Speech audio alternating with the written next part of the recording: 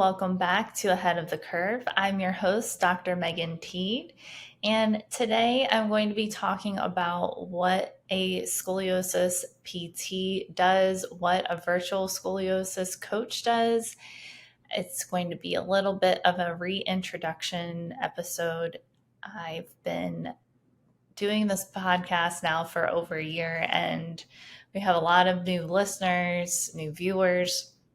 So I think it would be nice to reintroduce myself, tell you how I got started, give you some of my background, and just explain the importance of the work that I do now. I grew up dancing ballet when I started dancing ballet when I was 3 years old. And actually when I started dancing, I did like all the things. I did ballet, I did jazz, I did a little modern, hip hop. And then I did that until I was 11 years old. And then I went to a different school that was more classically trained, classically focused ballet. And a lot of the people that I went to that dance school with, they went on to become professional dancers. So the school's called Central Pennsylvania Youth Ballet. I don't know if you've ever, if you are a dancer, you may have heard of them. It's a very well-known school. So that consumed a lot of my life. I would go to school, and after school, I would drive an hour. I wouldn't personally drive because I was 11, but my parents would drive. We carpooled with another girl that was living where I lived, and she was also in the school. Drove an hour, and then we would have class from like almost like 5 to 9, 5 to 8, and then we would drive back home, and I would do my homework in the car. Saturdays, I would have class from 11 o'clock until 7 in the evening. So it consumed my life. And that's why a lot of really wonderful dancers come out of that school. And I think that this is an important part of my background because movement has always been a part of my life. And I think that ballet dancers and dancers in general are some of the most tremendous, overlooked athletes in the world.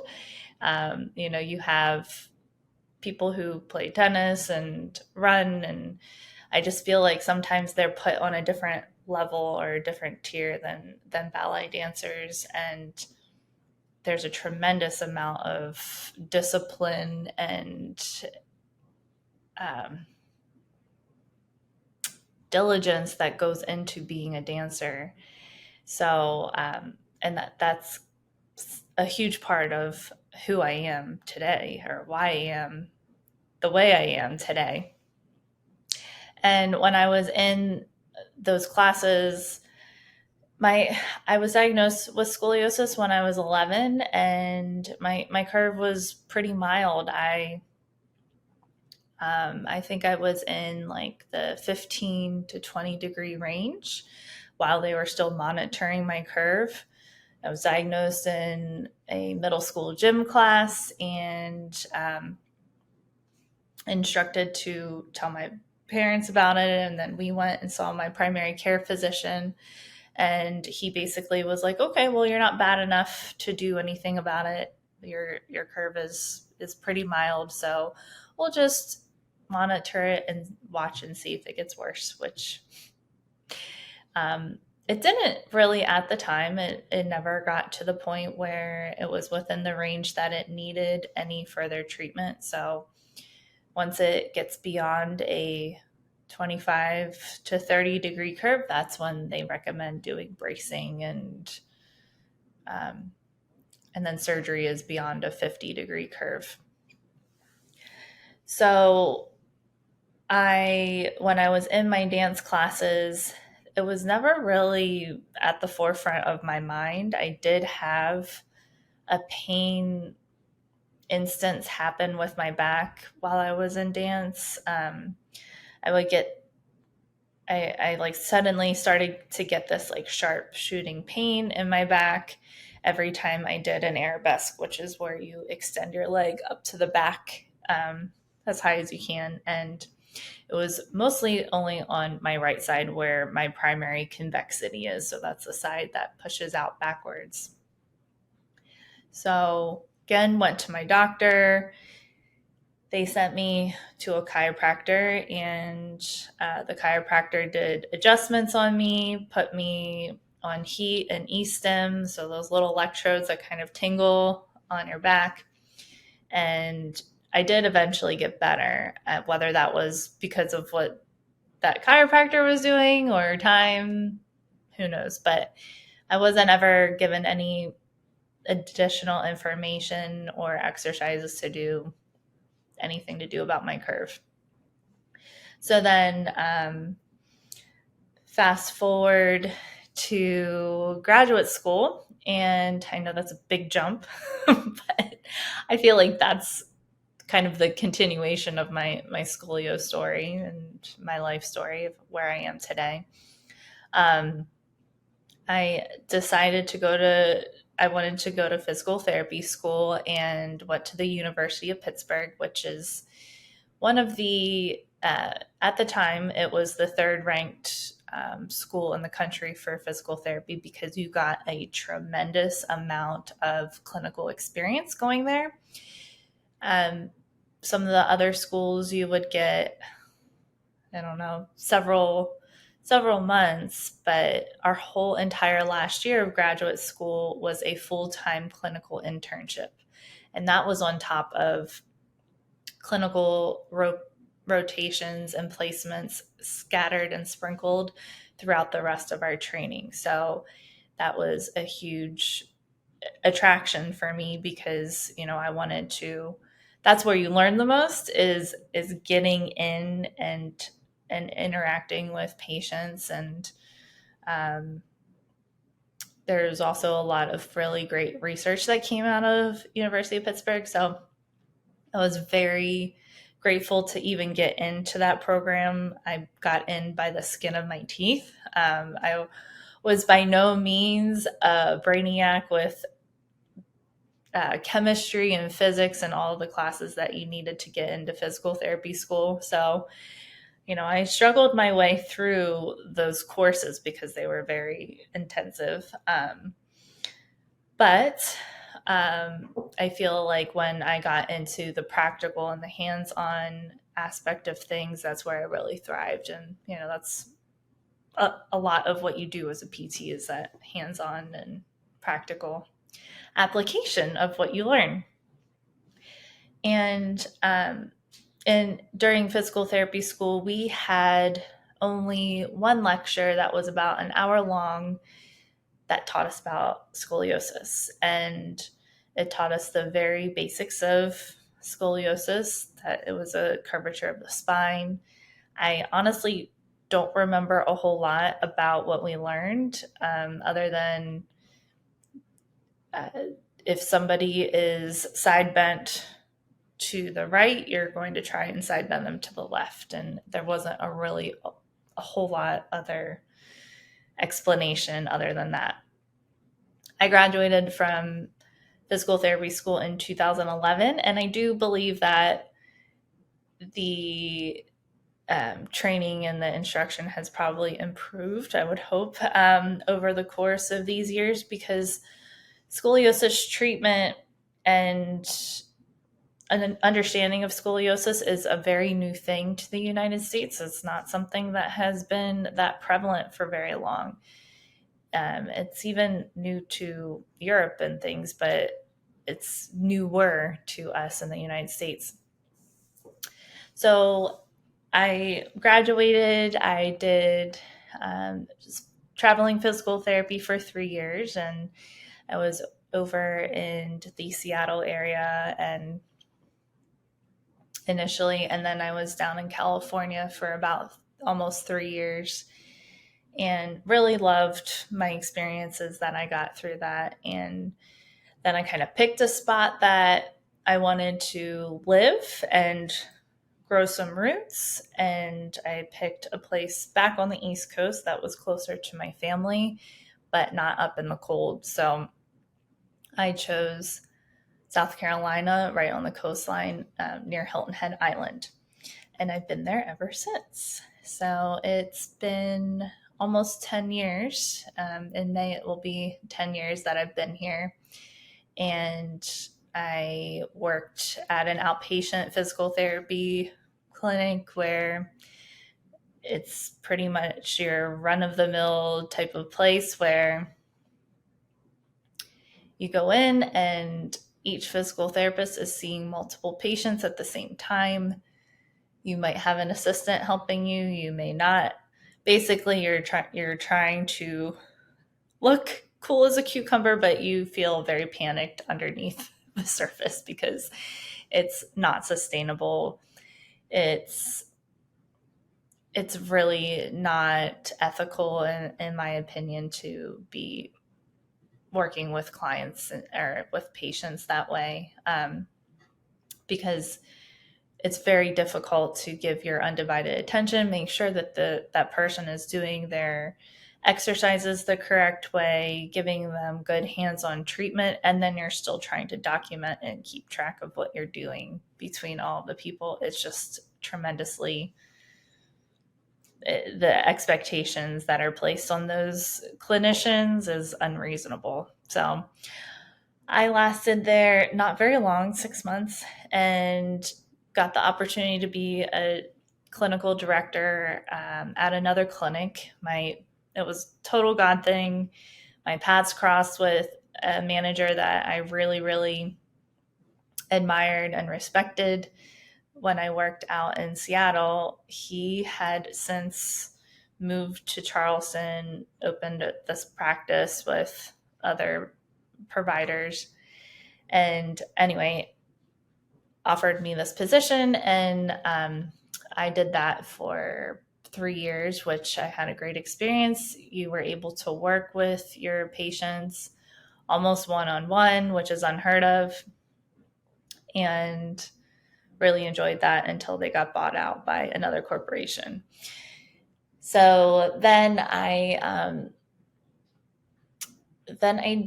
transitioned into home health. I really wanted to open my own practice, and I always had envisioned doing something combining Pilates and physical therapy. So growing up as a dancer, Pilates was our form of cross training, and I really just enjoyed Pilates the remainder of my life. My mom teaches Pilates, our good family friend. She has a physical therapy practice and combines Pilates and PT and works out of her home. Basically, she was, so I admired her a lot and got into physical therapy pretty much because of her. And always that was my goal, that I wanted to do something similar to what she's doing.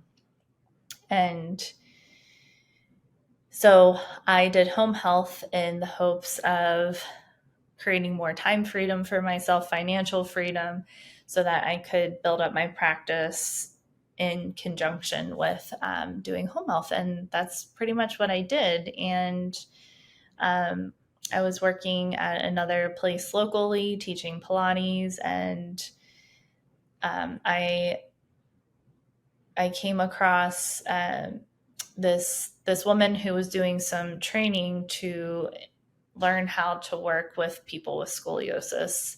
And she was a Pilates instructor, and she asked if I could help her out and be her practice subject, her test subject. And I learned a tremendous amount through working with her. And then I went on to do some training myself. And, then I went on beyond that, and I got trained in the Schroth method for scoliosis, and I opened my own business, and now I'm doing what I'm doing. So 2020 hit, and it was a scenario where so many people were moving online for things, and they were more open to working with people online. And I was seeing some people out of my house. I was seeing some people in their homes, like traveling to them. So I was doing all the things, just, new business owner, just kind of taking anybody who wanted to work with me. And then it transitioned into the business that I have today. And, I'm very passionate about what I do. I think that this podcast has turned into something that I didn't really have much of a desire to do, if I'm being perfectly honest. I don't love public speaking. I don't love just talking to myself, even though I am talking to you guys.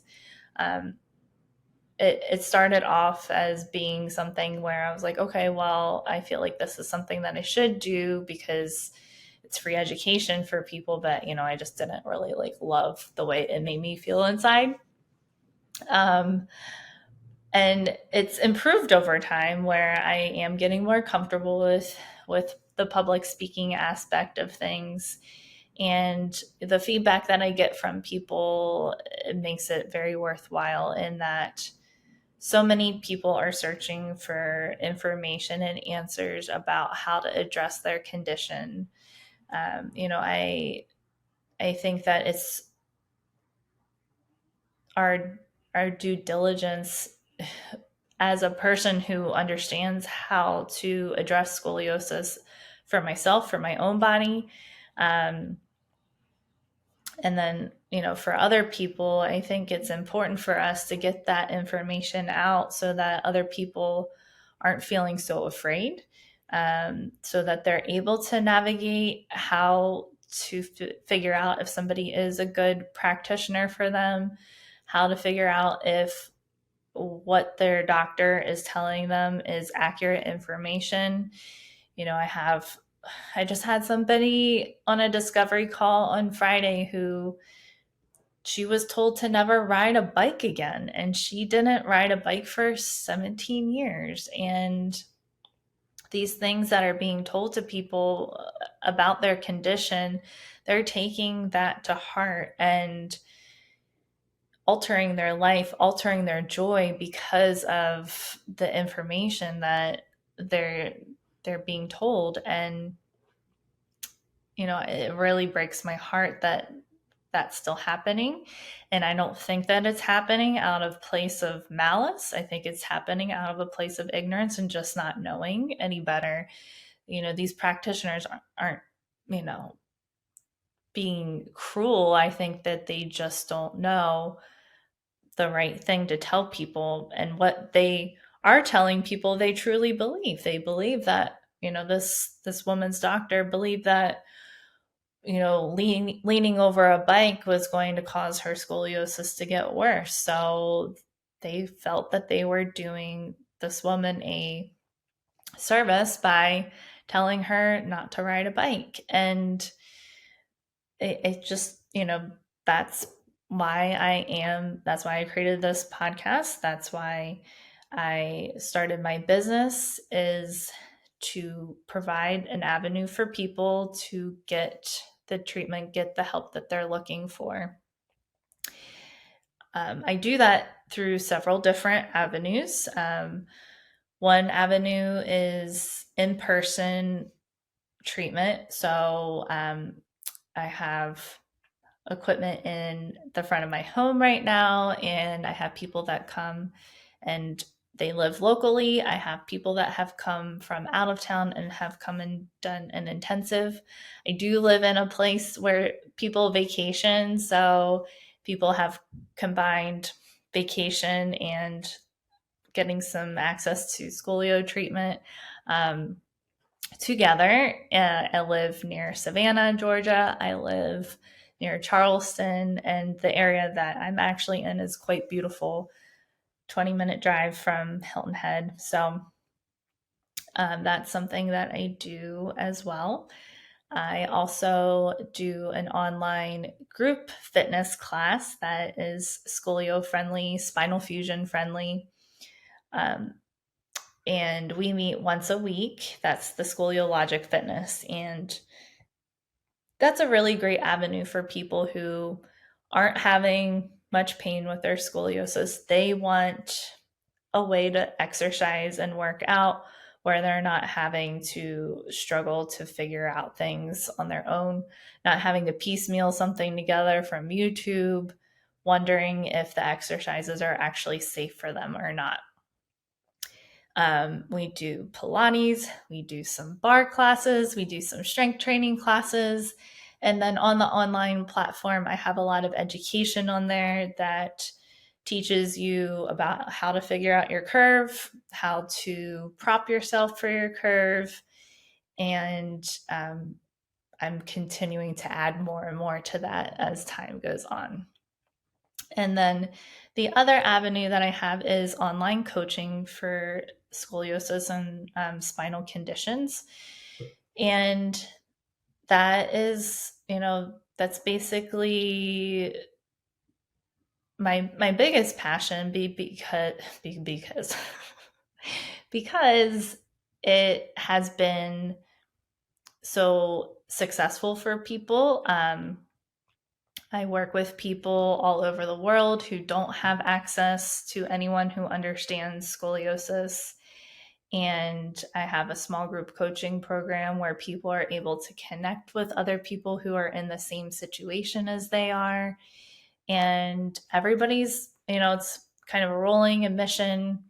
You come in and you start where you are. And through that program, you learn about your scoliosis, you learn about that condition. You come into that program knowing nothing about scoliosis. You leave that program, that 6 months, feeling like you have a college education in your scoliosis. And that's really where my passion lies, in that by the time you're done with that 6 months, you don't need me anymore. You may want to continue. I have people that continue, and we do some strength training together in the advanced phase.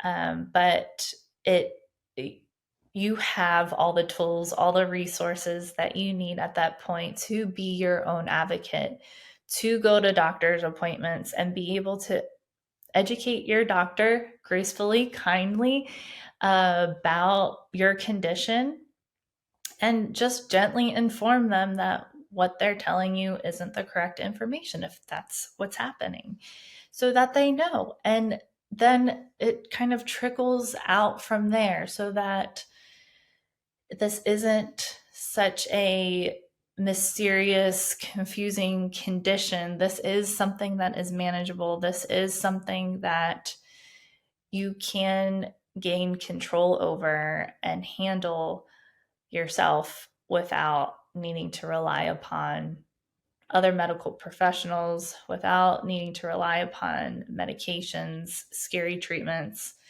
Um, this is something that doesn't have to control your life. And,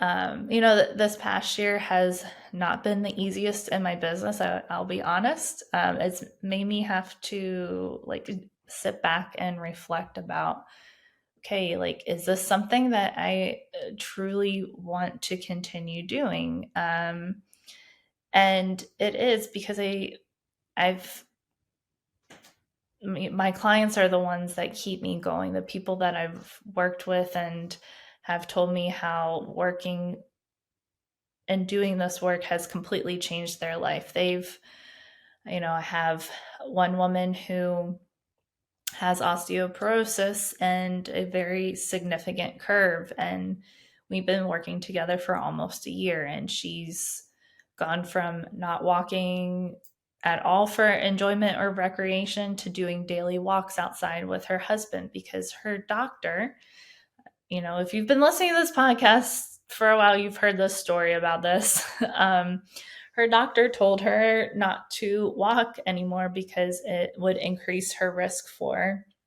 a compression fracture or getting a fracture, which is not correct information. So, I feel, she has expressed to me that working and doing this work has given her part of her life back. And that is invaluable. I mean, there's no price tag that you can put on that freedom, that realization. I have helped people who, I have another client who I've worked with who she went through a hard pregnancy and had a very significant scoliosis before she was pregnant. She was super duper active. She was teaching Pilates, yoga, bendy, flexible, strong person. And then after her pregnancy, she was having severe, debilitating pain and was very depressed, very distraught about the condition that she was in. And it did take some time. It didn't happen right away where, she started doing the work and she was immediately feeling better, because yes, that happens for some people, but that isn't the reality for everybody. Um, but she is now at the point where she is strength training. She is feeling so much better in her body, and she feels like she has gotten her life back. That is why this work is so important. And it's so important for people to understand that there is help out there, that there is resources out there. It's not just me. There's other scolio practitioners out there. If you go on Instagram, if you follow me on Instagram, I just recently was part of a post with, I don't know, 8 other women who all are scolio practitioners, scoliosis physical therapists, coaches, and there, if you're not a good fit for me, there are so many other people that you can reach out to and have access to. So I do a combination of Pilates for scoliosis, some elements of the Schroth method, functional neurology, and visceral manipulation. So there's just, a lot that I believe that my program offers. We try and look at your whole entire body, not just at what your spine is doing, because there's so many layers to your beautiful onion. That sounds very weird, but it's true. So, yeah, I think that really pretty much sums up everything that I wanted to talk about today. You probably learned way more about me than you wanted to know about me. But I am glad that you're here. I'm glad that you're listening. Thank you for taking the time to write reviews if you've done that. Leave a star rating, share this with somebody that has scoliosis. And I thank you for being here and being you. That's it. Until next time, stay well and stay ahead of the curve.